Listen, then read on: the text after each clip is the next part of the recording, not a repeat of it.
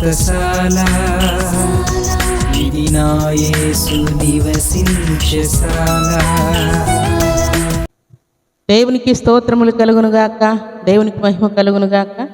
సర్వశక్తిమంతుడు అయినటువంటి దేవాతి దేవుడు మనలందరినీ ప్రేమించి ఆయన ఇచ్చినటువంటి శ్రేష్టమైనటువంటి శుభదినాన్ని బట్టి దేవదేవుని స్తుతిస్తూ ఉన్నాను. ప్రియులారా, మీ అందరికీ యేసుక్రీస్తు నామములో శుభములు వందనములు తెలియజేస్తూ ఉన్నాను. ఈ శుభదినాన దేవుడు మనకిచ్చినటువంటి శ్రేష్టమైనటువంటి వాక్కును చదువుకుందాం. పరిశుద్ధ గ్రంథంలో నుండి యెషయా గ్రంథం 42వ అధ్యాయం 7వ వచనాన్ని చదువుకుందాం. నిన్ను కాపాడి ప్రజల కొరకు నిబంధనగాను అన్యజనులకు వెలుగుగాను నిన్ను నియమించి ఉన్నాను. దేవుడి శ్రేష్టమైన మాటలు దీవించి ఆశీర్వదించునుగాక. సర్వశక్తిమంతుడైనటువంటి దేవాతి దేవుడు ప్రజల కొరకు నిబంధనగాను అన్యజనులకు వెలుగుగాను ఉండుటకై మనల్ని కాపాడుతూ ఉన్నాడు. దుష్టుల నుండి కాపాడుతున్నాడు, రోగముల నుండి కాపాడుతున్నాడు, ప్రతి విధమైనటువంటి బలహీనతల్లో నుండి కాపాడుతూ ఉన్నాడు. మనం కృంగిపోకుండా, అలసిపోకుండా, వెనకంజ వేయకుండా ఆయన కృపలో మనల్ని కాపాడుకుంటూ వస్తున్నాడు. ఎందుకంటే మన కోసం కాదు ప్రియులారు, మన దేవుని యొక్క సంకల్పం ఒక్కరి కోసం ఉండదు ప్రియులారు. ఆయన చెయ్యి చాపి, ఆయన కనికరం చూపి ఆయన మనల్ని పిలిచినప్పుడు అనేక మంది జన సమూహము కోసం దేవుడు మనల్ని వెలుగుగా ఉంచుతాడు ప్రియులారు. అందుకే దేవుడు సెలవిస్తున్నటువంటి మాట ఏంటంటే, అన్య జనులకు వెలుగుగా ఉండుటకై నిన్ను నియమించాను. రాజులు, అధికారులు, ప్రధానులు మనల్ని నియమిస్తే మనం ఒక సంఘానికి లేక ఒక కాలేజీకి లేక ఒక కంపెనీకి మనం ఎన్నుకొనబడతాం ప్రియులారా. అయితే దేవుడు ఇస్తున్నటువంటి మాట ఏంటంటే, అన్య జనులందరికీ కూడా వెలుగుగా ఉండునట్లుగా నేను నిన్ను నియమించానని దేవుడు అంటాడు. మనం ఏమనుకుంటున్నాము? దేవుడు నన్ను నియమించుకోలేదు, దేవుడు నన్ను ఏ విషయంలో కూడా హెచ్చించలేదు, ఏ విషయంలో నన్ను గొప్ప చేయలేదు, నన్ను అస్సలు పక్కన పెట్టేశాడు దేవుడు అన్నట్టుగా మనం అనుకుంటాం. దేవుడు నేను నిన్ను నియమించుకున్నానంట. 100 మందిలో నుండి, 1000 మందిలో నుండి, గొప్ప జన సమూహంలో నుండి దేవుడు నిన్ను నియమించానని ఆజ్ఞాపిస్తాడు. దేవునికి స్తోత్రములు కలుగునుగాక. అలాగే యెషయా గ్రంథం 61వ అధ్యాయం 1వ వచనంలో ఈ మాటలు వ్రాయబడి ఉన్నాయి. ప్రభువు యెహోవా ఆత్మ నా మీదికి వచ్చి ఉన్నది, దీనులకు సువార్త ప్రకటించుటకు యెహోవా నన్ను అభిషేకించెను. దీనులకు సువార్త ప్రకటించడానికి దేవుడు మనల్ని అభిషేకించాడు. దీనులను రక్షణ వైపు మళ్లించడానికి, దీనులను ప్రభు సొత్తుగా మార్చడానికి, దీనులను పరలోక రాజ్య వారసులుగా చేయటానికి దేవుడు అభిషేకించుకున్నాడు.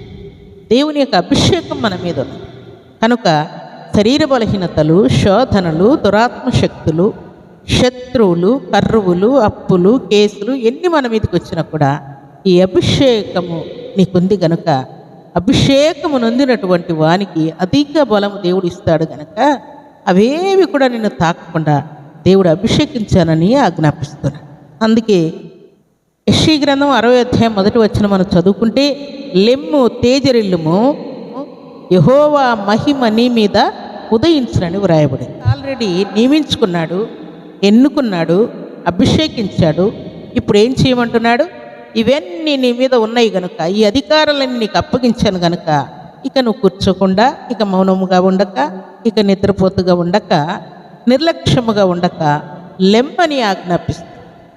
లెమ్ము తేజరిల్లుము, యెహోవా మహిమ నీ మీద ఉదయించబోతున్నది అని దేవుడు ఆజ్ఞాపిస్తున్నాడు. దేవునికి స్తోత్రములు కలుగునుగాక. దేవుని సన్నిధానంలో చేరినటువంటి మన మీద దేవుని యొక్క మహిమ ఉన్నదన్న సంగతిని మనం మర్చిపోగొట్టుకున్నాం.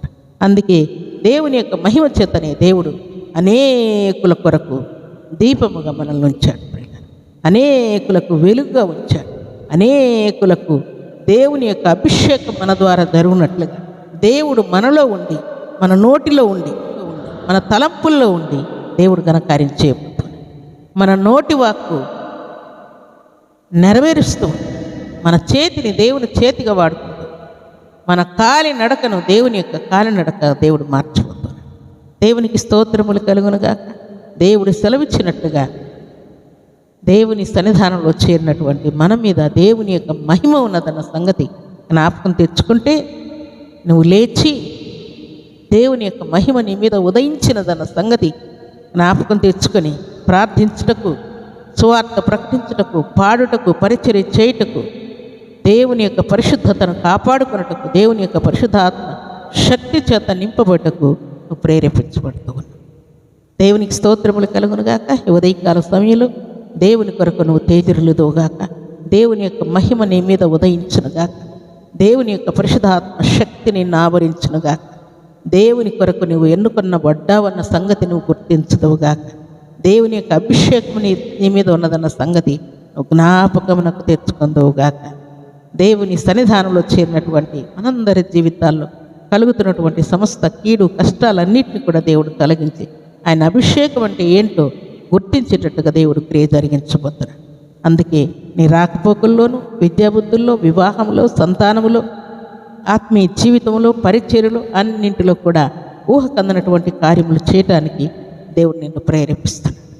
దేవునికి స్తోత్రములు కలుగునుగాక. ఉదయకాల సమయంలో దేవుని కొరకు నువ్వు తేజరులదువుగా, దేవుని యొక్క అభిషేకాన్ని నువ్వు గ్రహించదువుగా. స్థలములలో దేవునికి మహిమయు, ఆయనకి ఇష్టలైన మనుషులకు భూమి మీద సమాధానం అని దేవుడు మాట్లాడుతాడు.